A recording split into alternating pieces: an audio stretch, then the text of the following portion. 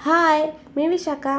तर आजची सकाळ आमची नागपूरमध्ये लास्ट सकाळ होती, कारण आमचे सुट्ट्या संपले होते आणि आम्हाला वणीला रिटर्न जायचा होता. म्हणून इथे मम्मी पप्पा असे भरपूर माशूचा लाड करून घेऊन राहिले आणि आम्हाला सोडायला आले.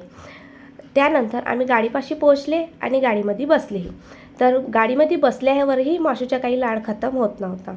मम्मी पप्पाने माशूचा खूप असे लाड करून घेतले आणि घराकडे निघाले आणि आम्हीही वणीच्या मार्गी लागले. निघताना तर मन असा उदास होते, पण काय करता, आम्ही मुली आहो, आम्हाला माहेर सोडावंच लागते.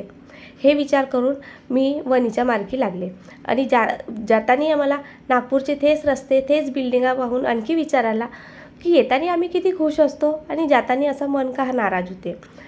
तर हे जाऊ द्या बाबा, हे आता घरी जावंच लागेल म्हणून हे विचार केले आणि मी मस्त गाडीमध्ये झोपून गेले.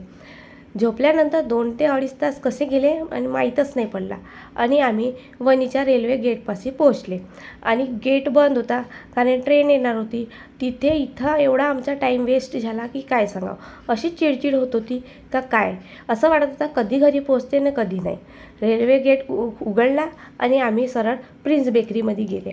काहीतरी थंडा पेला तरच डोका थोडा शांत होणार, म्हणून माशूच्या पप्पाने कोल्ड्रिंक्स आणि माझ्यासाठी कोल्ड कॉफी घेतले. माशूच्या पप्पाने कोल्ड्रिंक पिले आणि मीने कोल्ड कॉफी पिऊन थोडे रिलॅक्स झाले आणि आम्ही घरी आले. घरी आल्यावर थोडा बरं वाटला आणि घरी आल्यावर तेच टेन्शन, आता पसारा आवरा, स्वयंपाक बनवा, आणखी बाकीचे कामं करा, हेच आता डेली रुटीन सुरू झाला. हा विचार आला. आता मग मी सर्व कामं केले आणि मस्त दुपारी आराम केले आणि डायरेक्ट सायंकाळी उठले. आणि मीने आज तर भाजी आणायला नाही गेली होती मार्केटमध्ये आणि काही सामान आणायला मार्केटमध्ये नाही गेली होती. मला एवढा त्रास येत होता, म्हणून आता सायंकाळी काय बनवायचं, तर मी बेसन भात पोळ्या बनवायचा विचार केला आणि मी इथे स्वयंपाक करायला बसले आणि बेसन बनवायला सुरुवात केली.